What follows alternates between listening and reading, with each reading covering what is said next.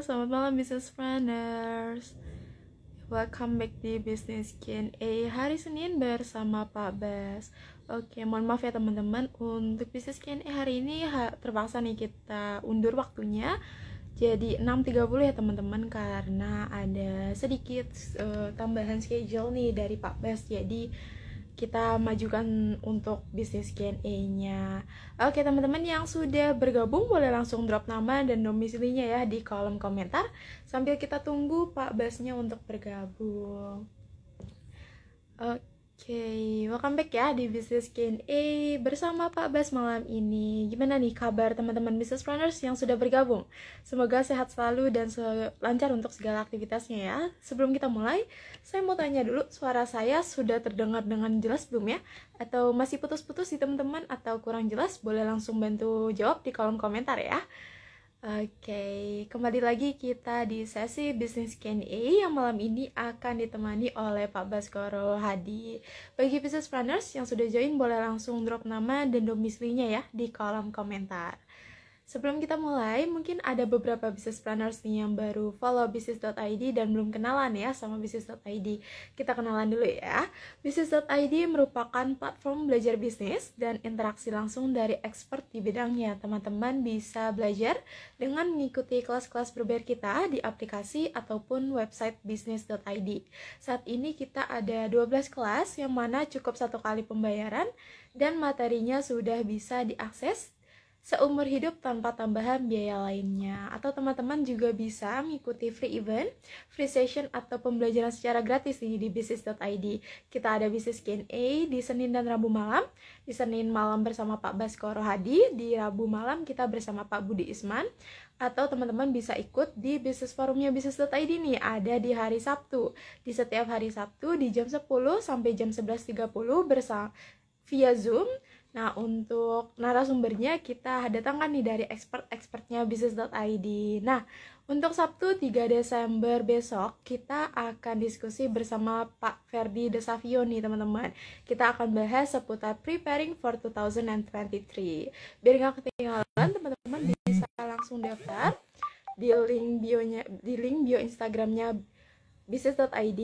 Nanti ada menu daftar bisnis forum ya teman-teman, bisa langsung diklik dan tinggal masukin email aja nih untuk mendapatkan invitationnya. Oke, dan pastinya nggak ketinggalan ya, satu lagi ada program terakhir nih di tahun 2022 yang diselenggarakan oleh bisnis.id bersama PT Mikro Investindo Utama, yaitu Strategic Business Camp. Nah, yang akan diajar langsung sama expertnya bisnis.id. Kita ada Pak Budi Isman, Pak Baskoro Hadi, Pak Iskandar Zulkarnain, Pak Paras Nasution, juga expert nih dari luar seperti Bu Evita Hadis, lalu Pak Taufan B. Umbara. Nah, program ini akan dilaksanakan pada 5-8 Desember di Bali, teman-teman.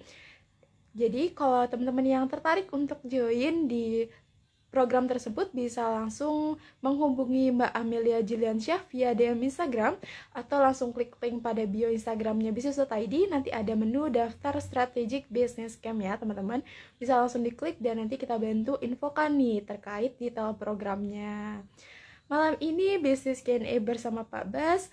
Kita akan bahas topik 2023 Go Vertical or Go Horizontal seperti yang sudah ada di detail bisnis Q&A malam ini ya teman-teman, ada di atas. 2023 Go Vertical or Go Horizontal. Teman-teman yang mungkin belum bisa memahami banget nih terkait 2023 strateginya seperti apa, nanti bisa ditanyakan ya sama Pak Abbas di bisnis Q&A malam ini. Teman-teman boleh siapkan pertanyaannya juga nanti, jadi kita akan ada sesi sharing dulu atau materi pembuka, nanti baru kita mulai ke sesi bisnis Q&A-nya. Oke, yuk teman-teman yang sudah join boleh langsung drop nama dan domisilinya ya di kolom komentar. Kita sambil absen nih teman-teman dari mana aja malam ini. Oke, kita cek dulu ya. Tadi sudah ada yang absen nih. Ada Kak Eko Setiawan dari Bandungan. Lalu ada Kak Aing 609 ya dari Gersik. Lalu ada dari Kak Raffi dari Jakarta.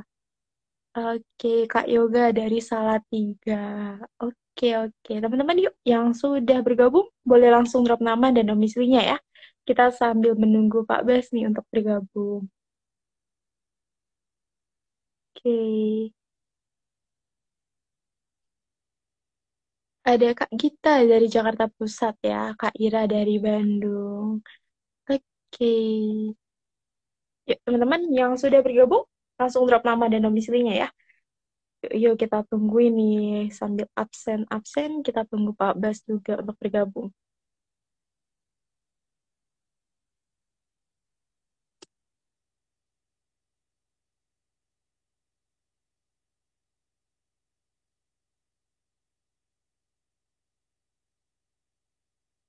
Oke, masih belum bisa bergabung ya teman-teman. Jadi kita sambil absen juga nih. Dari mana aja teman-teman? Karena Pak Bas belum bisa bergabung, kita sambil absen. Oke, sudah banyak yang bergabung ya. Yuk teman-teman langsung drop nama dan domisilinya ya. Oke, Pak Basnya sudah bergabung nih. Halo, selamat malam Pak Bas. Selamat sore menjelang malam, Raisa. Selamat malam. Oke, gimana kabarnya Pak Bas? Alhamdulillah baik-baik. Hujan di sini. Daerah Alhamdulillah. situ bagaimana? Hujan tidak, Raisa?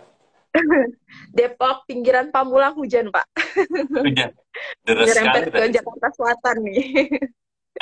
Saya ada di pertigaan, Pak, rumahnya. Lumayan. Eh, Lebih adem ya. Oke. Iya, Pak. Oke, yuk Iya, teman-teman. iya. Yuk, drop nama dan domisilinya. Kita absen dulu yuk. Dari mana aja, teman-teman nih. Tadi sudah ada dari Bandung, dari Salatiga. Banyak kan Oke. kayaknya Jakarta nih, Pak, malam ini. Malam ini baru Jakarta. Mungkin teman-teman juga masih kaget Mm-mm. kali karena kenapa waktunya dimajuin nih. Betul, betul. Iya, belum biasa mungkin banyak teman-teman yang lain. Moga-moga sih tadi kita udah Mm-mm. apa namanya udah announce ya dari siang ya, Betul, Raisa ya. betul. Moga-moga Sudah kita teman-teman udah. note ya. Mungkin teman-teman masih ada yang maghrib juga, mungkin jadi belum bisa bergabung deh. Kita tungguin sambil opening sedikit ya Pak, sambil sharing materi terlebih dahulu. Gimana Pak? Bisa kita mulai ya? Boleh, boleh ya. Kita sapa ulang nih teman-teman yang baru masuk nih. Lumayan, sudah mulai agak banyak ya. Moga-moga nanti teman-teman yang biasa join di 745 sudah pada terinform sehingga bisa ikutan di awal nih. Kenapa kita mulai di 6.30 kali ini, hari ini saja ya. Karena kita nanti jam 7.30 Business ID mengundang calon peserta untuk di Strategic Business Camp yang akan diadakan di Bali, insya Allah minggu depannya. Jadi kita ada pre-work, pre-discussion dengan calon peserta ya ke sana. Terus jadi apa namanya itu nanti akan dilakukan jam 7.30 malam ini. Jadi daripada sayanya mundur, mendingan saya majuin aja buat teman-teman sekalian ya. Itu Oke. yang pertama poinnya, yang kedua adalah eh, topik apa sih yang mau kita bicarakan malam ini? Oke. Pembukanya ya tentunya kembali kita tetap akan membuka atau menjawab pertanyaan-pertanyaan seputar bisnis. Tapi kalau malam ini sebagai pembukanya tidak jauh dari planning tahun 2023. Topik pembukanya 2023-nya do we go vertical atau horizontal gitu ya. Nah, kenapa kita bicara masih seputar 2023 ya karena ini saat-saatnya teman-teman harus sudah memfinalkan uh, business plan atau annual business plan atau bisnis perencanaan bisnis tahunan untuk tahun 2023 gitu ya. Jadi kami di business.id apa namanya menyesuaikan topik yang paling tinggi relevansinya di saat-saat sekarang ini ya seputar annual business plan itu gitu. Nah terus uh, poin selanjutnya adalah oke 2023 kan apa headlinesnya adalah recession ya. Recession apa yang akan terjadi dan impact-nya khususnya terhadap bisnis kita masing-masing gitu kan. Saya kemarin baru kembali dari KL ya, dari Kuala Lumpur, dan juga yang saya juga sudah mulai amati, kenaikan harga sudah mulai berasa, khususnya di makanan ya. Khususnya di makanan. Hanya bedanya adalah kenaikannya kalau di KL atau Kuala Lumpur itu lebih tinggi ya, lebih berasa ya naik harganya ketimbang kalau di Indonesia. Nah, kenapa saya sampaikan ini? Ini kan membuktikan juga bahwa sebenarnya impact itu akan berbeda-beda antar satu negara dengan negara yang lain, dan juga dalam satu negara akan beda juga industrinya yang akan terimpact besarannya. Jadi bisa jadi kalau impactnya tinggi di makanan atau minuman, bukan berarti juga impact-nya akan sama tingginya dengan mungkin di bisnis alat-alat kesehatan, mungkin di bisnis fashion, dan seterusnya ya. Maksudnya beda, bisa jadi lebih parah atau lebih terkendali, istilahnya seperti itu. Nah, kalau itu kita sudah punya apa namanya gambaran dan antisipasi mengenai recession, tentunya kita harus kembalikan kepada posisi kita sekarang ya, bagaimana kita menyikapi dan meyakini nih apa yang akan berdampak pada industri atau kategori kita. Oke.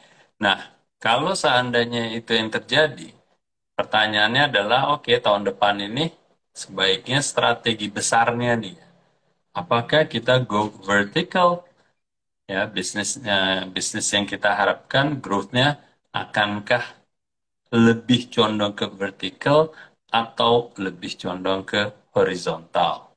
Ya tentunya saya yakin teman-teman sudah sering mendengar istilah ini, tapi saya ingin supaya apa namanya kita juga sembari melatih pemahaman kita kembali, dan juga tentunya penerapan dari pemahaman kita terhadap bisnis kita di tahun 2023.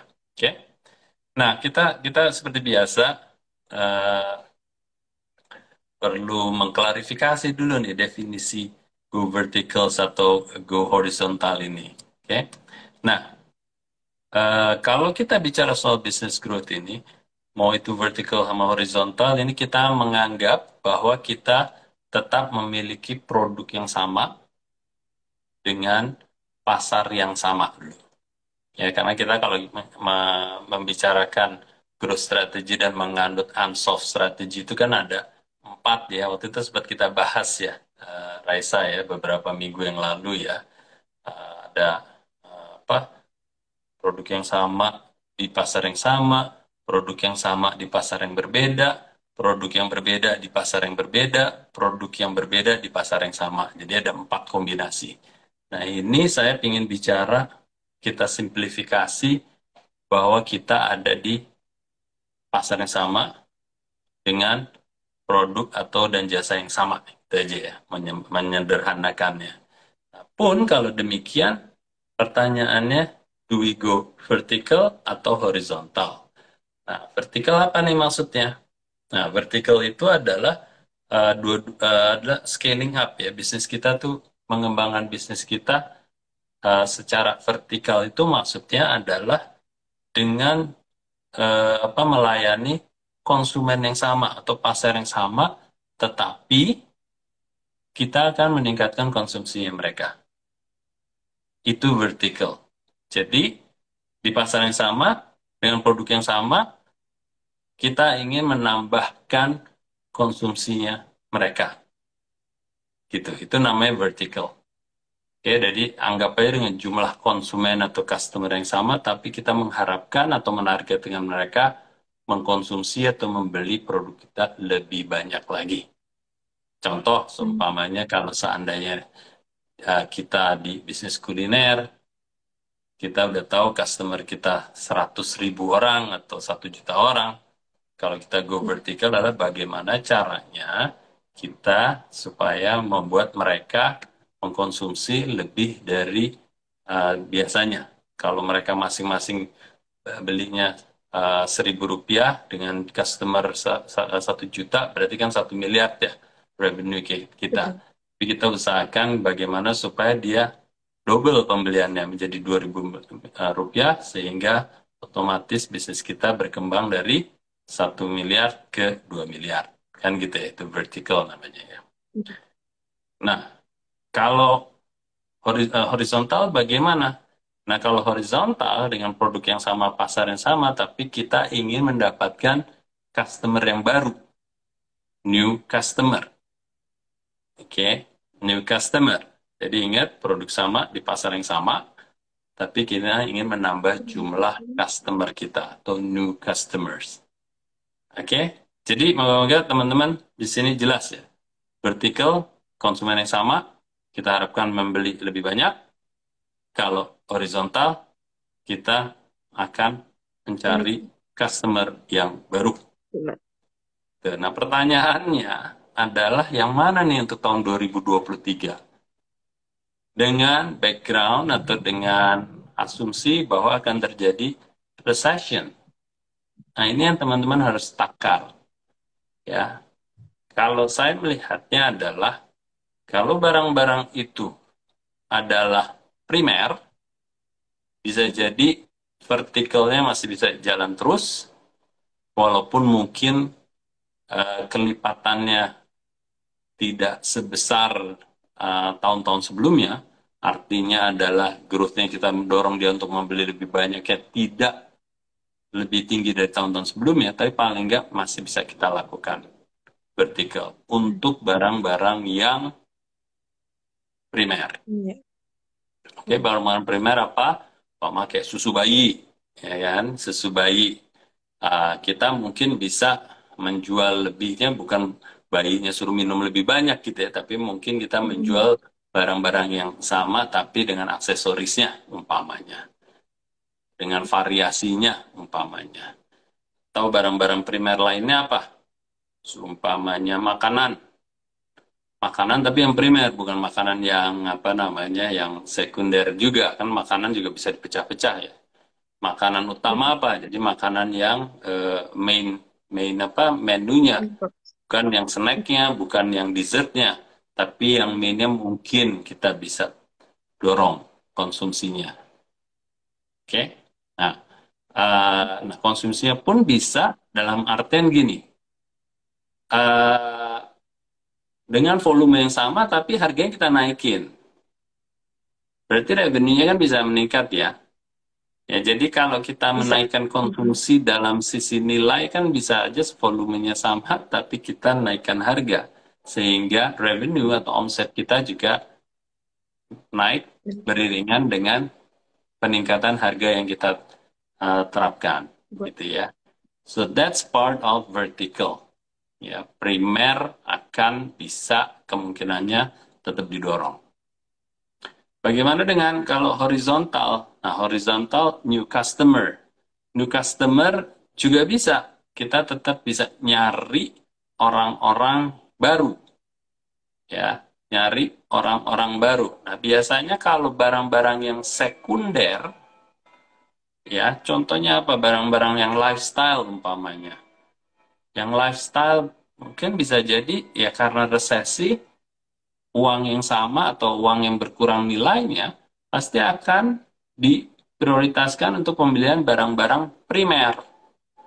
Jadi kalau seandainya si orang-orang current customer-nya sudah akan mengurangi konsumsinya, baik dari sisi volume ataupun value-nya, ya mau nggak mau andalan kita adalah mencari customer baru. Ya, dan ini sebenarnya sangat-sangat dimungkinkan, apalagi kalau teman-teman apa namanya baru berada di pasar itu yang memiliki market share yang masih kecil, yang memiliki penetrasinya juga masih kecil. Maksudnya penetrasi apa?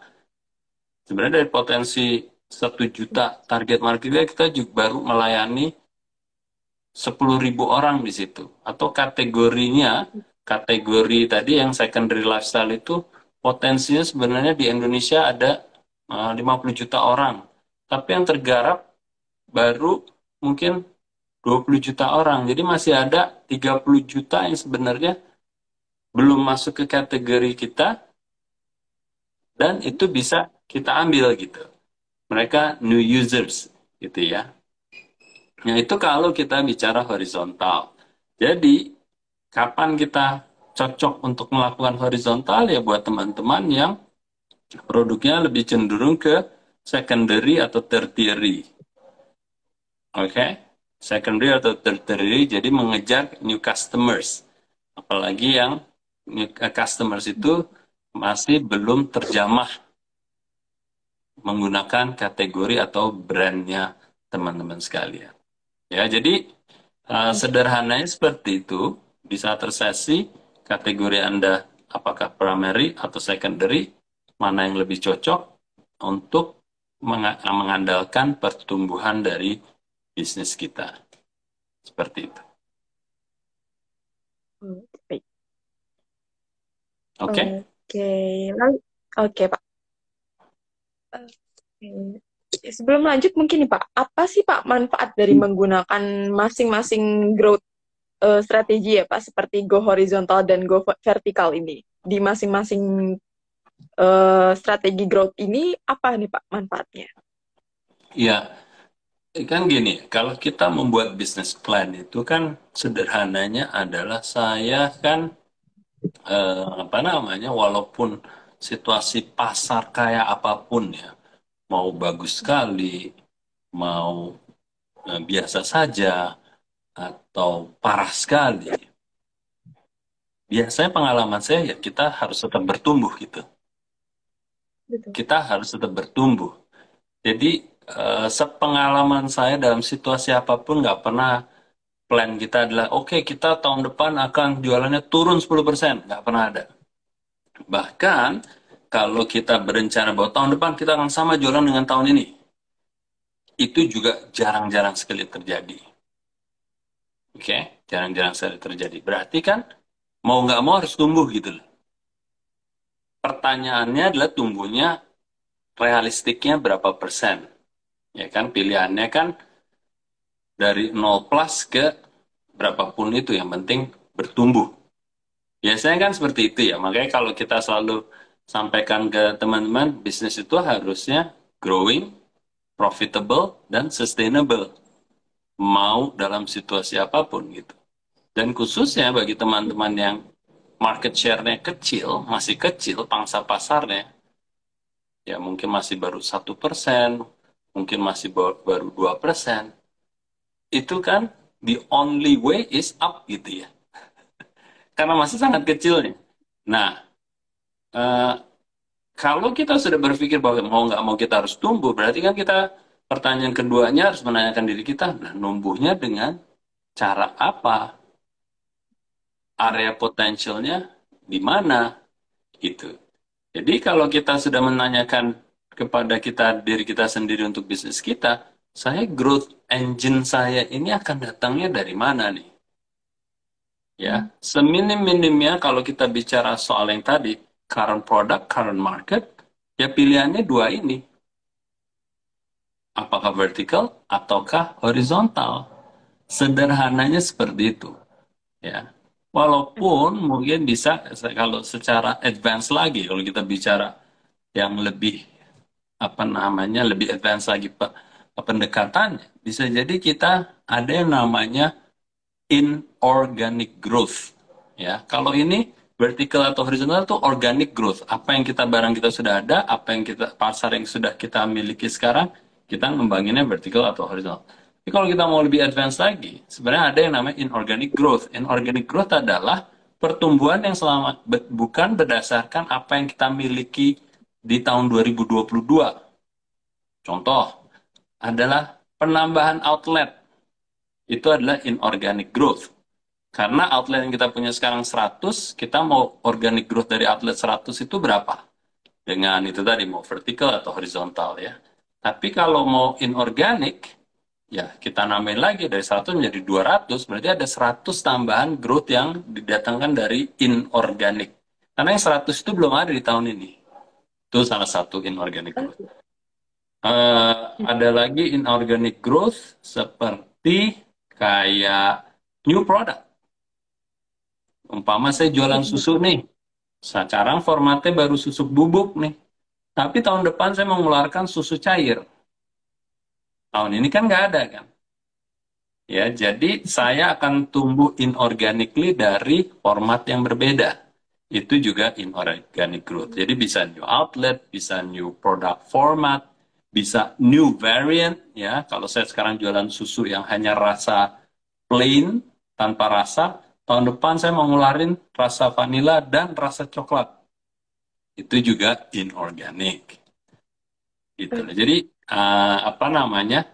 Kenapa saya fokuskan di sini? Saya ingin mengasumsikan seandainya kita tidak ada inorganic growth. Jadi benar-benar organic growth dan pilihannya pun kalau organik masih ada gitu loh. Vertical atau horizontal. Sederhananya seperti itu. Raisa. Oke, baik. Karena mengembangkan main course-nya ya Pak, main menunya ini untuk dibuat ke go horizontal ataupun ke go vertikal. Betul. Oke, lanjut nih Pak.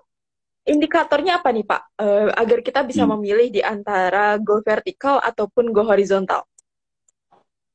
Ya, pertanyaan bagus sekali Rasa. Jadi saya juga baru juga apa namanya mendampingi teman-teman yang lagi buat bisnis plan.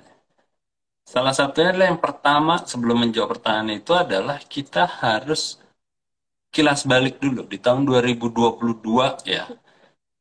Data-data apa yang sudah kita miliki? Contoh, yang pertama yang sangat-sangat penting yang teman-teman kadang-kadang terlewatkan adalah jumlah customer. Berapa sih jumlah customer yang dimiliki sekarang? Oke, oh saya belum tahu. Nah, itu kalau kita cari tahu, kita bisa menentukan, oke saya punya mungkin 100.000 customer. Satu. Yang kedua, jumlah transaksinya berapa tahun ini? Oh, saya belum pernah kepikiran, Pak. Oke, coba kita cari jumlah transaksinya. Dari situ kita bisa ngitung bahwa per customer transaksinya berapa kali per tahun dan apakah kita sudah punya angka yang namanya basket size atau volume per transaksi umpamanya. Ini anggap aja nih ada empat ini sebenarnya data-data yang mendasar sekali yang terkesan kayaknya kok rocket science gitu yang kayaknya tuh pengetahuan yang luar biasa. Padahal sederhana aja. Nah, jikalau kita sudah tahu empat yang mendasar ini aja, oke, nanti jadi kita tahu, oh oke, kalau seperti ini saya tahu transaksi customer saya per bulan atau per tahun itu dia beli apa namanya beli produk saya dua kali dalam setahun, umpama jualan pakaian muslim gitu ya. Nah, kalau kita tahu, oh pakaian muslim sekarang di saat yang sebelum resesi belinya dua, asumsi kita tahun depan kira-kira gimana? Oh, pakaian muslim itu tidak secondary, tidak primary, bisa jadi secondary. Saya akan kurangin. Berarti yang seperti tadi, kalau saya di pakaian muslim, udah tahu dengan data-data itu, ya kan Raisa ya, tahun depan saya akan mengasumsi, ya udahlah, gue nggak usah muluk-muluk. Yang current customer, yang si anggapnya 1 juta customer itu kita targetin dia belinya dua aja. Tetap. Tapi saya akan ngejar karena produk saya secondary, new customer. Nah, berapa new customer? Kita lihat jumlah populasi target kita secara potensial. Oh, ternyata muslim di Indonesia 270 juta, ada 90%-nya sekitar berapa? 250 juta atau 240 juta orang muslim yang wanita setengahnya 120 juta, oh yang dewasa 50% lagi 60 juta. Kita baru base-nya cuma 1 juta gitu loh. Kan masih ada tuh 60 juta yang bisa dilayani sebagai new customer kan gitu. Kayak Oke, gitu lah. baik. Jadi apa namanya? Pertanyaannya Raisa bagus sekali yaitu kita juga harus melihat data dan fakta yang kita sudah miliki gitu loh. Sebelum kita nentuin nih go vertical atau go horizontal tadi di samping primary atau sorry primer atau sekunder kebutuhan dari target market kita gitu. Oke, baik. Berarti memang laporan penjualan itu penting ya, Pak, karena bisa digunakan saat melakukan pembuatan strategi untuk 2023 ataupun saat kita lagi bingung-bingungnya nih untuk revisi planningnya ke depannya seperti apa. Oke, teman-teman. Iya. Oke, jadi teman-teman bisa langsung nih bisa praktekkan untuk buat bisnis plan-nya nih di 2023 karena kita sudah mau bulan Desember, tinggal 30 hari lagi mungkin nih kita ketemu tahun baru dan udah mulai 2023. Jadi teman-teman, yuk disiapkan lagi bisnis plan-nya lebih sigap agar lebih profitable juga growth nih teman-teman bisnisnya. Iya. Oke, lalu nih Pak, apa hal yang perlu diperhatikan nih Pak dalam memilih growth strategi yang kita sebutkan nih seperti go vertical dan go horizontal ini? Apanya, maaf, sorry. Apa hal yang perlu diperhatikan nih Pak untuk memilih antara growth strategi yang go vertical dan go horizontal ini? Ya, ya itu tadi, Raisa. Jadi kita harus merhatikan apakah sederhananya kita barang-barang primer atau sekunder. Yang kedua, kalau kita bisa tahu dengan data-data tadi ya, jumlah customer, jumlah transaksi per customer, jumlah apa namanya nilai per transaksinya, kita kan dapat angka-angka itu akhirnya kita bisa gunakan sebagai acuan tahun depan ini mau kemana arahnya, realistiknya, andalannya, gacuannya gitu kan, yang pasti membuat kita bisa tumbuh nih yang mana nih, vertical atau go vertical itu, horizontal atau vertical gitu kan. Nah biasanya kalau kita sudah hitung-hitungan nanti akan kelihatan lebih clear ya. Dan saya kasih contoh nih, Reza. Jadi saya kalau ngajak teman-teman ngitung penetrasi ya, penetrasi dari brand atau penetrasi dari kategori itu, yang sering keluar angka muncul itu antara 1 sampai setinggi-tingginya adalah 2%. Penetrasi maksudnya apa? Itu tadi. Jadi dari total potensi orang yang sebagai target market kita, yang baru menggunakan produk kita itu baru 0,5%, 0,7%. Jadi kan masih berapa tuh? Kita naikin ke 1,5% aja udah 2 kali lipat penjualan harusnya secara matematis kan?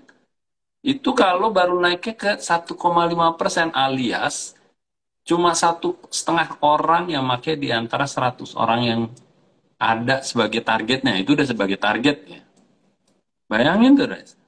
Nah, kalau kita punya data-data itu, kita jadi udah lebih punya keyakinan nih. Wih, gila, gue naikin penetrasinya ke 1,5% aja, itu udah 2 kali lipat. Kalau mau 3% itu sudah, wow, 4 kali lipat penjualannya. Dengan asumsi jumlah transaksinya per basket size-nya sama, itu aja udah bisa 4 kali lipat gitu loh. Oke, Gitu. baik. Misalnya berarti kalau misalkan kita mau naikin aja tuh bisa ya Pak dilakukan. Cuman jadi teman-teman tuh takutnya mungkin ya lebih ke arah pas perhitungan seperti itu ya Pak. Jadi Iya. mereka mungkin bakal shock ya dari jumlah pasarnya yang sudah ada lalu dia baru melayani dan mungkin bisa shock ya pas menghitung penetrasi ini karena nggak sesuai sama yang diharapkan. Jadi teman-teman mungkin jadi takut nih untuk membuat strategi ke depannya karena berhadapan langsung dengan perhitungan penjualan lalu penetrasinya juga. Jadi teman-teman langsung kaget nih dan merasa Iya. aduh kecil hatinya. Iya, tapi justru Oke, kebalikannya, Reza, itu yang saya selalu bantu teman-teman melihat bahwa betul. jangan takutnya dulu yang dimunculin gitu. Bahwa Betul. keunggulan kita sebagai orang-orang yang notabene-nya masih mikro atau small, ya mikro atau kecil atau menengah, itu kan sebenarnya relatif terhadap pasar potensi itu masih jauh lebih kecil sekali gitu. Nah, kalau kita majuin ketakutan kita, ya kita akan lihatnya, wah, kita masih kecil nggak mampu bersaing. Tapi kalau kita balik bahwa, wow, kita itu masih segini, pasarnya itu masih segede gini. Jadi makanya lompatan kalau perusahaan startup ya yang baru mulai, itu loncatannya nggak kayak perusahaan-perusahaan besar yang cuma mungkin 2%, 3%, growth-nya itu bisa 100%, 200%, 300%, ya, alias 2 kali lipat, 3 kali lipat, 4 kali lipat. Itu sebenarnya dimungkinkan karena posisi kita masih relatif kecil terhadap potensi yang sangat besar sekali gitu. Nah, justru maksud saya Oke. itu justru biasanya, Raisa. Biasanya mereka akan setelah melihat itu bahwa lebih lebih pede lagi gitu, lebih yakin lagi. Oh, oke, saya berani. Gitu. Saya berani untuk ngedrive lebih besar lagi karena melihat potensinya yang sangat besar gitu. Gitu. Oke, baik. Lalu nih Pak, misal kita sudah gunakan Go horizontal nih di tahun ini. Lalu Ya, di tahun ini juga kita bisa nih ternyata kita tahu peluangnya untuk Go horizontal, Go vertikal. Nah, apakah kita bisa langsung coba nih untuk ke Go vertikal atau kita harus menunggu lagi nih ke tahun selanjutnya untuk mencoba? ya, itu saya lagi berpikir adakah yang bertanya itu kenapa or tapi kok tidak n gitu ya. Kan ini Betul. topiknya nih go vertical or go horizontal. Seakan-akan harus hanya boleh milih satu. Padahal kan ini sebenarnya dua-duanya bisa dilakukan. Hanya kecenderungannya ke yang mana gitu loh. Ya jadi ini mungkin klarifikasi. Saya tadi berharap ada yang bertanya seperti itu ya Raisa ya. Kenapa kok or gitu? Seakan-akan harus hanya salah satunya. Tapi sebenarnya seyogianya adalah dua-duanya ini harus ada. Hanya kecenderungannya ke yang mana. Yaitu tadi. Kalau seandainya produk kita sekunder, kecenderungan kita akan lebih mengandalkan horizontal. Kalau produk kita primer masih bisa mengandalkan vertikal kecenderungannya.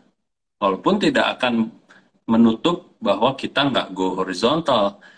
Finding new users akan selalu menjadi bagian dari exercise. Ya, akan selalu menjadi pengembangan bisnis, pasti akan ada new users, nggak bisa kita stop juga gitu lah. Oke, baik.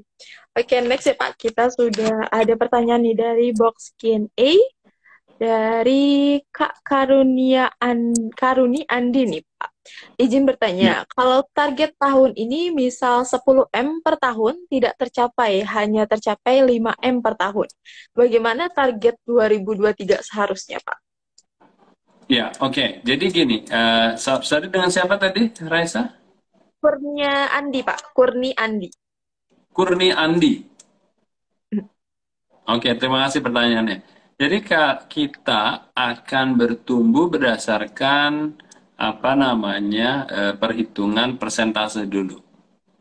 Oke, berdasarkan persentase dulu. Kita dengan segala asumsi dan lain sebagainya, seumpama nih salah satu asumsi adalah kategori nih kira-kira nih berapa persen nih tumbuhnya tahun depan gitu ya sebelum kita bicara pencapaian tahun ini dulu ya. Oh, kita bilang oh dari perkiraan kategori ya bukan brand kita. Kategori itu adalah ya kategori umpama bisnisnya apa coba tolong ditampilkan di sini. Anggap aja umpamanya kuliner gitu. Oke, kita akan estimasi kuliner tahun lalu berapa tumbuhnya ke tahun ini dan tahun ini ke depan kira-kira berapa. Anggap aja tahun lalu ke tahun ini adalah 10% gitu. Tapi kita lihat karena tahun depan recession mungkin tidak setinggi pertumbuhan dari tahun lalu ke tahun ini. Anggap aja kita punya asumsi 5%, gitu ya. Berarti kita mau nggak mau, paling tidak nggak ngapa-ngapain harusnya kecipratan naik 5%, gitu loh. Oke? Nah terus, oke, kita mau ada asumsi kenaikan harga. Oke, kenaikan harga kita mungkin di bulan Juni tahun 2023 deh naiknya. Mau 5%. Berarti kan kalau kita baru naik Juni 5%, mungkin efek ke 12 bulannya setengahnya ya. Karena kita baru naiknya di bulan Juni berarti setengahnya untuk pertumbuhan satu tahunnya kan kurang lebih gitu ya. Anggap aja tadi mau naik harganya berapa? 10% gitu ya naik harganya. Berarti impact-nya satu tahun 5%. Oke, jadi saya tanpa ngapa-ngapain dengan kategori naik 5%, lalu dengan harga yang mau saya naikin 10% di bulan Juli, impact-nya 5% setahun, berarti saya total menjadi naiknya 10% gitu. Nah, anggap aja kita nggak melakukan hal-hal yang lain lagi, berarti kita akan mengasumsikan seminimum mungkin pertumbuhan kita adalah 10%. Dari mana? Nah, dari mana itu ya dari estimasi penutupan kita tahun ini. Yang tadi disampaikan, kalau kita estimate-nya tahun ini 10M tapi closing-nya 5M, ya udah kita akan berbasiskan naiknya dari 5M, mau nggak mau. Gitu. Ya, jadi kalau kita tahun ini meleset dari 10M ke 5M, ya udah kita ambilnya dari 5M ini. Realistiknya gitu lah. Oke, Ya, semoga baik. menjawab ya. Semoga bisa membantu. Semoga bisa membantu jawaban dari Pak Bas ya, Kak Kurniandi ini. Oke, Pak, balik ke topik. Lalu misal nih, Pak, kita sudah melakukan go vertikal. Lalu ternyata Ya. lebih condong ke go horizontal nih, Pak. Apakah kita Hmm. berhentikan aja go vertikalnya dan tetap lanjutkan di go horizontalnya? Ya, biasanya nggak perlu di apa namanya di stop go vertical gitu loh, karena secara kecenderungan dari total customernya pasti juga masih banyak yang mungkin tidak terdampak dengan recession itu gitu loh. Jadi masih ada atau masih dimungkinkan vertikal itu tetap berjalan gitu. Hanya kembali dari bobotnya mana yang kita andalkan, ya tetap itu yang akan menjadi inisiatif, strategi, dan perencanaan utama kita gitu loh. Go horizontalnya. Gitu. Oke. Berarti mereka nih tetap berjalan berbarengan, tapi lebih condong ya Pak, tergantung dari lebih ke go horizontal atau ke go vertikal, tapi tetap berjalan bersamaan. Ya, Oke, oke.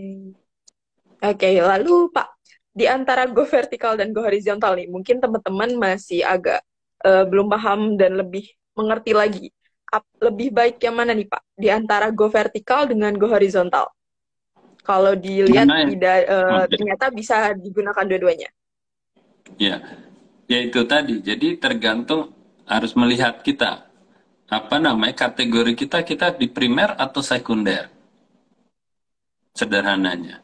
Kalau itu kita primer, berarti yang menjadi andalan kita adalah vertikalnya masih menjadi bobot yang lebih tinggi ketimbang horizontal. Atau alias Hmm. utamanya ya strategi vertikal kita yang akan kita drive gitu ya. Tapi kalau produk kita adalah horizontal, berarti, sorry, produk kita adalah sekunder, berarti andalan kita adalah go horizontal. Ya, kita akan menambah jumlah customer gitu, karena kita tidak bisa mengandalkan orang-orang untuk mengkonsumsi lebih atau membayar lebih tinggi kalau kita mau pakai strategi peningkatan harga tadi, ya kan? Nah, jadi sederhananya sih berpikirnya sih saya rasa seperti itu aja, gitu, sederhananya kan? Gitu. Betul, betul. Oke, berarti memang harus paham banget ya Pak kondisi bisnisnya seperti apa. Jadi kita bisa tahu nih condongnya ke go vertikal ataupun ke go horizontal. Iya. Oke, terus Mungkin kita kita tanya apa ke teman-teman di sini hmm? kali, Raisa ya. Mungkin Boleh, boleh. ada yang Boleh bisa teman-teman nih. angkat tangan nggak, mana yang apa namanya, atau menyebutkan lah bisnisnya berapa yang primer, berapa yang sekunder. Coba di sini kita tanya ke teman-teman di sini yang hadir, coba. Boleh, boleh. Yuk teman-teman, boleh disebutin ya bisnisnya nih primer atau sekunder. Mungkin kita bisa bantu nih untuk penjelasan lebih lanjutnya nih, apakah go horizontal atau go vertikal. Yuk teman-teman, Ya, boleh ya dibantu ya teman-teman, berapa? kita. Siapa yang primer, Hmm, siapa yang sekunder? Halo, terima kasih. Sekunder, konten booster, sekunder. Ayo, siapa lagi? sekunder. Sekunder artinya adalah produk ini tidak utama dan kalau tidak dikonsumsi tidak terpengaruh ya. Kalau primer tentunya kita tahu lah ya, makanan, terus apa namanya, apalagi obat-obatan, nutrisi bayi dan seterusnya itu primer ya. Oke, Coach Vance Ini, Ginting, thank you. hmm, Sekunder, Eko Setiawan sekunder. Fashion, saya pendidikan dan ini, fashion Pak. MN ini, Kreatif. Oke, Embek nah ya. oke, pendidikan dan fashion masuknya yang mana tuh? Primer atau sekunder? Wih, ada Christina Ini, Ambarwati. Halo, halo, Christine. Teman lama saya nih di Pfizer. Halo, Sylvia Agustusan sekunder, Anwar Prasetyo yang baru join. Produknya primer atau sekunder? Sekalian jawab walaupun barusan join. Oke, siapa lagi? Parasya, sekunder.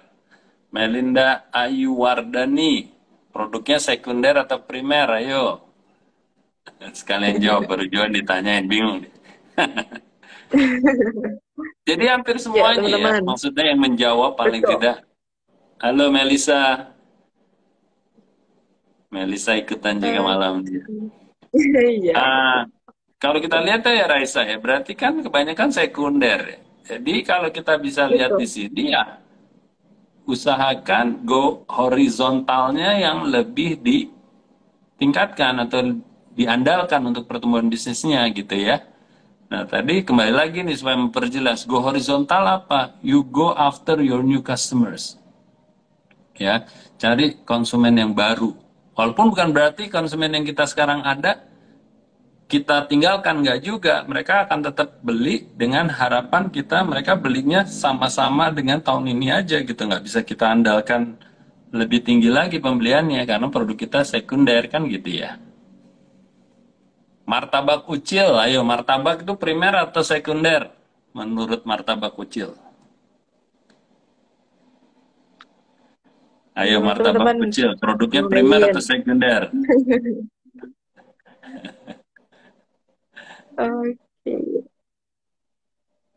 Ya kita bantu jawab. Kayaknya Belum sih kalau ini. martabak sekunder lah ya. Kita bisa makan makanan lain selain martabak kan ya. Mungkin kalau kekurangan uang atau resesi pasti apa namanya ya udahlah nggak usah makan martabak dulu lah, makannya telur ceplok aja gitu kan. Ah, betul, sekunder. Elut bilang primer. Waduh, Elut berarti pemakan martabak sejati nih kayaknya nih. Oke, oke, so that's good ya. Paling tidak teman-teman harapan saya ada gambaran gitu ya.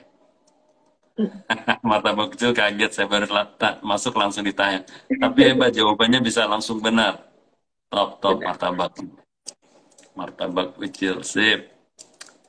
Gitu ya, jadi ya apa namanya, moga-moga membantu. Oke, ada lagi nggak yang mau ditanyakan nih teman-teman? Oke, tadi ada dari NB Kreatif nih, Pak.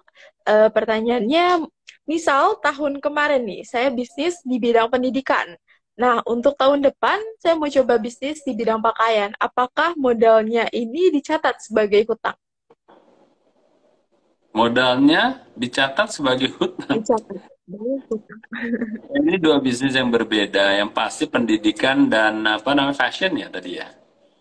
Betul. Berarti kan harusnya kan PT-nya beda ya, ataupun CV-nya. Berarti kan dua bisnis entity yang berbeda ya. Seharusnya kan ya. Nah berarti apa namanya, kecuali kalau ada holding company. Jadi umpamanya sekarang ada PT Fashionnya, PT Pendidikan gitu. Sekarang akan membuat ada satu PT Holding. Tapi itu pun holding itu sebagai induknya untuk keduanya, masing-masing pencatatan finansialnya ya di masing-masing PT tersebut gitu loh, tidak di holdingnya ya. Jadi pencatatannya nggak bisa sebagai modalnya si pendidikan. Masa modal pendidikan line of bisnisnya jualan fashion kan rada aneh gitu ya. Itu bukan satu bisnis unit gitu ya, jadi nggak bisa, seharusnya tidak bisa gitu. Oke. Karena lebih baik dibuatkan sendiri-sendiri ya, Pak, untuk perhitungannya. Oke. Yap, betul sekali.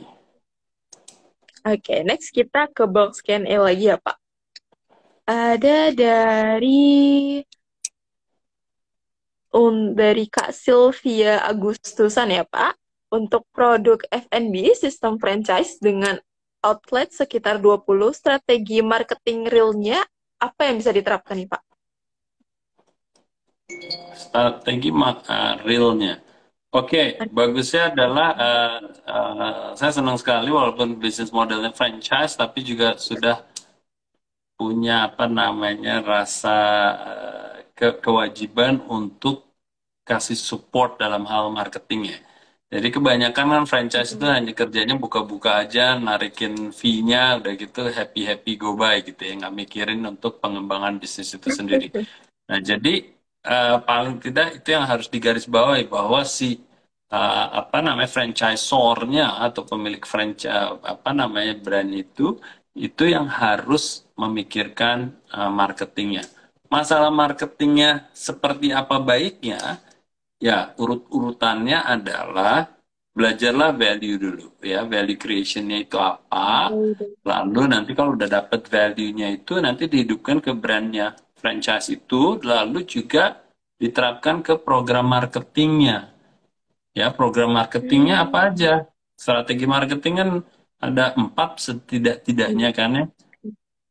Price-nya gimana, produk desainnya gimana, placement-nya gimana, promotionnya seperti apa. Saya nggak bisa jawab seperti apa bagusnya karena saya nggak tahu. Ya, dan itu yang harus Betul. Sylvie cari tahu dulu nih, value-nya apa, targetnya siapa, dapat value-nya terus dihidupkan ke brandnya gimana, lalu juga strategi marketingnya untuk menghidupkan value itu seperti apa. Jadi mulailah belajar di value creation dulu. Jadi moga-moga itu nanti akan membantu jawaban marketing strategi apa yang paling efektif di situ. Oke? Oke, Terima kasih Sylvia oke, semoga Agustusan. bisa membantu. Oke, semoga bisa membantu jawaban dari Pak Bas ya, Kak Sylvia. Mau ikut kelasnya Value Creation bersama Pak Bas, bisa langsung klik link di bio Instagram ya. Kita langsung bisa daftar ke CS WhatsApp kita, nanti kita bantu infokan detailnya. Oke, next ya Pak. Kita ke Ya, box Q&A lagi. Dari Grosir Perkakas 88 ya Pak. Go horizontal biayanya lebih tinggi biasanya timbang go vertikal. Adakah tips mengefektifkan go horizontalnya Pak? ya, bagus sekali pertanyaannya. Jadi udah belajar nih sebelumnya ya. Jadi sebenarnya memang untuk apa namanya merawat customer yang ada itu biayanya jauh lebih sedikit ketimbang kita mengakuisisi customer baru. Itu benar sekali. Ya, tapi kan kita kembalikan ke situasi. Kalau seandainya masa depan kita resesi, ya resesi itu mempengaruhi apa namanya daya beli konsumen kita, apalagi kembali tadi produk-produk kita adalah atau jasa-jasa kita adalah jasa-jasa dan produk yang sekunder, berarti mau nggak mau kecenderungan kita untuk lari ke horizontal menjadi satu kebutuhan gitu loh, menjadi satu prioritas. Biayanya lebih tinggi, ya iya, tapi ya itu cara yang harus kita ambil gitu, prioritas yang harus kita ambil. Nah, sekarang pertanyaannya bagaimana nih dengan biaya yang lebih tinggi, yang udah pasti lebih tinggi daripada merawat customer yang sekarang, ya berarti kita harus cari program-programnya mengakuisisi itu yang seefektif mungkin gitu ya. Karena kalau kita mencari new customer kan inisiatifnya juga macam-macam. Bisa hanya mengandalkan promosi saja, jadi key messaging-nya adalah diperuntukkan pada new users gitu ya. Nah, sebenarnya itu hanya tinggal mengalihkan key messaging-nya aja. Biaya penempatan yang tadinya lebih diutamakan ke current customer, kali ini ke new customer. Jadi hanya key messaging-nya aja, placement-nya mah sama-sama aja harusnya.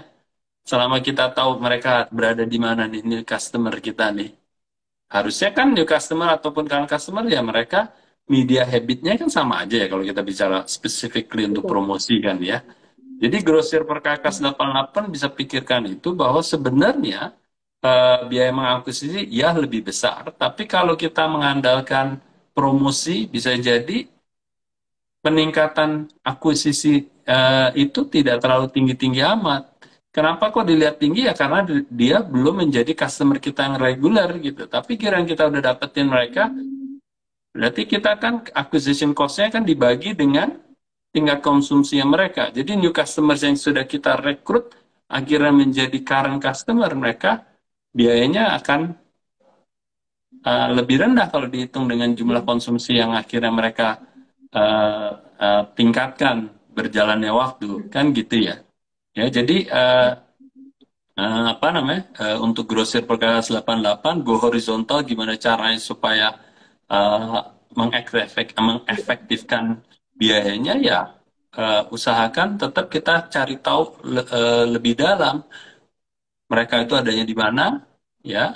Lalu juga media channel yang akan kita pakai itu apa saja.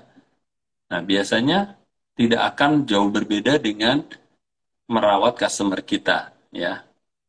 Kembali ya, kenapa dibilang lebih tinggi? Karena mereka belum menjadi customer kita. Jadi biayanya yang kita keluarkan belum kembali dengan penjualan atau pendapatan revenue dari new customer itu.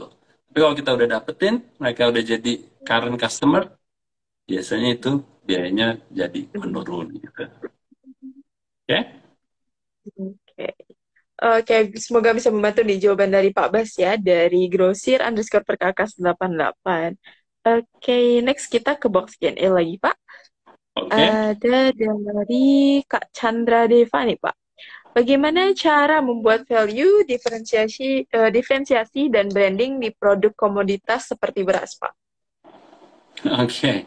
Nah, sebenarnya apa namanya? Justru kenapa kita harus punya value itu kalaupun ataupun produk yang masih tingkatnya komoditas justru harus kita ciptakan value-nya. Ya, ini kan contoh yang sering saya gunakan juga nih Chandra Deva ya. Bahwa intinya apapun produk kita tingkatnya masih di komoditas sekalipun ataupun yang sudah punya fitur dan benefit yang mana itu harusnya di atasnya kasta produk komoditas gitu ya, itu pun harus tetap kita ciptakan value gitu loh. Ya, bagaimana cara membuat value? Ya itu belajar dulu lah di e-course ya, karena apa namanya referensinya apa yang harus dilakukan itu ada di situ semua. Ya, ada di situ semua analisa apa yang mendasar yang kita lakukan, terus kita penentuan segmentasinya, akhirnya target yang mau kita bidik siapa, positioning yang akan kita pakai seperti apa, ya. Dan ini semua kalau kita udah dapat value-nya, nanti ya tentunya akan dihidupkan di branding itu, ya, di brand kita. Jadi harus membangun brand kita berdasarkan value yang kita ciptakan gitu. Jadi kita nggak akan punya brand yang istilahnya pepesan kosong doang gitu loh, nggak ada artinya di mata konsumen gitu kan. Nah, jadi kita punya value, kita hidupkan di brand, lalu kita juga terapkan di marketing strategi. Jadi jawabannya sama buat Sylvie tadi ya di awal ya, seperti itu. Apapun Oke, produknya baik. Chandra Deva ya, mau itu beras yang masih tingkat kekomoditasannya tinggi ataupun yang sudah memiliki fitur dan benefit sekalipun gitu. Oke, baik. Jadi teman-teman yang mungkin mau belajar lebih lanjut nih untuk pembuatan value, diferensiasi ataupun branding bisa ikut di e-course-nya Pak Baskoro, yaitu Value Creation. Nah, teman-teman bisa langsung daftar di websitenya bisnis.id ataupun aplikasinya nih, atau bisa langsung klik link kita di bio-nya untuk pendaftaran Value Creation. Oke, Pak. Lalu, ada nggak nih, Pak, pengalaman seru nih Pak dari pemilihan go vertikal ataupun go horizontal yang pernah Bapak alami di eh, commerce-commerce yang besar nih Pak, perusahaan-perusahaan besar. Ya, ya, sering kali terjadi dan juga kita apa namanya itu tadi menggunakan dan menganalisa situasi yang memungkinkan mana yang akan lebih dimungkinkan ya. Oke, kita kilas balik lah ya. Saya waktu itu handle mau punya produk minuman. Nah, minuman ringan itu sudah pasti sekunder karena minuman ringannya yang berkarbonasi pula gitu ya. Kalau minuman ringannya adalah air mineral, waktu saya di Aqua, dia tingkat ke premier apa uh, uh, yang Benar. primer itu jauh lebih tinggi ketimbang kalau itu minuman berkarbonasi gitu ya. Nah, itu beda cara mainnya juga kan. Ya, kalau saya jualan air mineral, aqua dengan saya jualan eh, em, teh gitu ya, akan beda gitu. Yang satu lebih primer ketimbang yang lain gitu tingkatannya kan. Terus waktu saya jualan susu, waktu saya jualan susu bayi, udah pasti primer. Ya, ibu-ibu gimana kalau nggak apa namanya nggak nggak nggak ngasih susu ke anak bayinya. Walaupun ASI memang yang masih terbaik, tapi kan ada keterbatasan. Kalau ibu itu ASInya tidak cukup, mau nggak mau susu formulanya menjadi primer sekali gitu ya. Jadi go verticalnya bisa dilakukan di situ ya. Kalau kepepet, kita harus menaikkan harga ya. Cara satu-satunya mungkin menaikkan harga ya itu akan kita lakukan, yaitu go verticalnya. Terus apalagi saya jualan apa minuman ringan, jualan susu, umpama kayak Anlin gitu ya. Anlin primer atau sekunder? Sekunder harusnya. Nah Kalau itu udah dilihat masuk ke secara primer ininya sekunder ya Pak. Hmm, karena mereka khawatir kalau tidak minum oke. Anlin, mereka khawatir akan terkena osteoporosis. Jadi mau nggak mau Hmm, mereka mentreat atau minum. memperlakukan Anlin itu produk yang primer. Nah itu ya go vertical. Verticalnya bisa jadi apa namanya dengan varian tadi, ya kan dengan walaupun dengan organik kita apa namanya kita berikan varian. Waktu itu saya keluarkan umpamanya kayak dari yang plain ya, yang dari tanpa rasa atau rasa biasa susu ke vanila, ke coklat, lalu mengeluarkan UHT, ya susu UHT, lalu mengeluarkan yang versi konsentrat dan seterusnya karena itu masuk ke primer kayak gitu. Oke, baik. Sebelum kita tutup nih Pak, sesi bisnis Q&A hari ini, gimana? Ada nggak nih Pak tips and trick teman-teman nih untuk pilih antara go vertikal dan go horizontal? Dan agar bisnis planners nih mau nih untuk menyiapkan planning nih untuk 2023, karena mungkin banyak bisnis planners ya masih takut untuk planning ke depannya. Iya, iya. Jadi mungkin untuk penutup kita malam ini ya, jadi kembali pastikan kita punya plan yang sudah siap karena seperti tadi Raisa bilang, kita tinggal 4 minggu lagi masuk ke Januari 2023. Oleh karenanya, kita harus memikirkan kan kalau kita benar-benar bisnis yang pengen profitable, growing, dan sustainable, kita harus bertumbuh kan gitu ya. Nggak ada pilihan lain, mau situasi apapun harus bertumbuh. Nah, bertumbuhnya tinggal pilih aja angkanya berapa ya.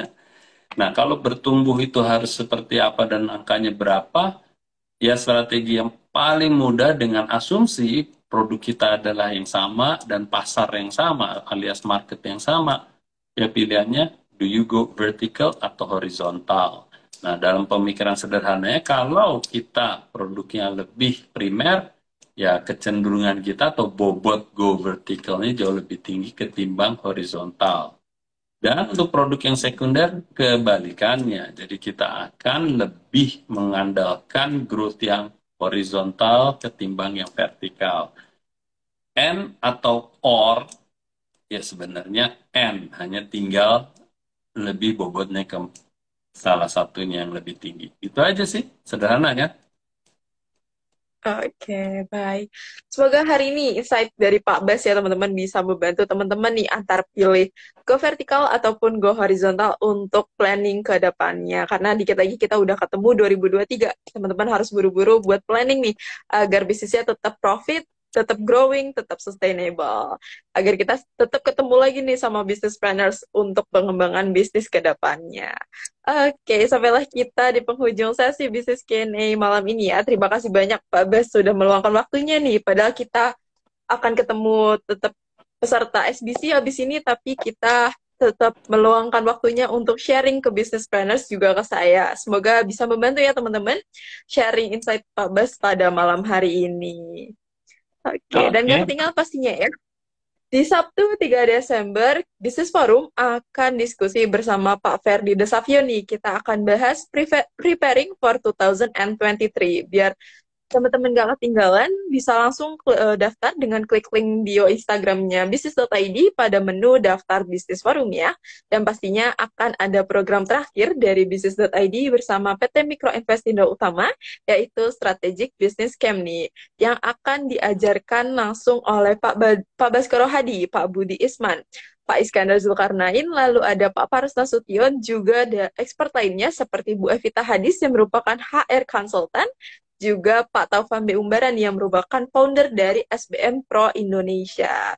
Nah, acaranya akan diselenggarakan pada 5 sampai 8 Desember di Bali. Untuk info lebih lanjutnya, teman-teman bisa langsung klik link pada bio Instagram bisnis.id pada menu daftar strategik Business Camp atau menghubungi Mbak Amelia Jiliansyah via DM Instagram. Oke, terima kasih banyak Pak Bas sudah memberikan insight nih pada malam hari ini, juga meluangkan waktunya ya. Kita harus undur dulu, tapi kita ketemu lagi tetap di Senin depan di jam yang sama seperti sebelumnya teman-teman, di 19.45. Jadi nggak ada pengunduran lebih lanjut ke depannya ya. Untuk hari ini Insya Allah. spesial nih, karena kita mau ketemu peserta SBC terlebih dahulu malam ini. Terima kasih banyak Business Planner sudah join di Business Q&A kita pada malam hari ini. Terima kasih banyak juga Pak Bas nih. Tetap meluangkan waktunya ya, nggak sampai harus off lagi nih di Business Q&A. Terima kasih banyak Business Planners dan Pak Bas. Thank you Raisa. Terima kasih teman-teman. Sampai ketemu lagi. Terima kasih kembali Pak. Selamat malam. Malam-malam. Oke. Oke. Terima kasih banyak Business Planner sudah join di Business Q&A malam hari ini. Kita ketemu lagi di Business Q&A di hari Rabu bersama Pak Budi Isman dan Business Forum di hari Sabtu tentunya bersama Pak Ferdi Desavio yang akan bahas seputar preparing for 2023. Sekian dari saya dan selamat malam, selamat beristirahat.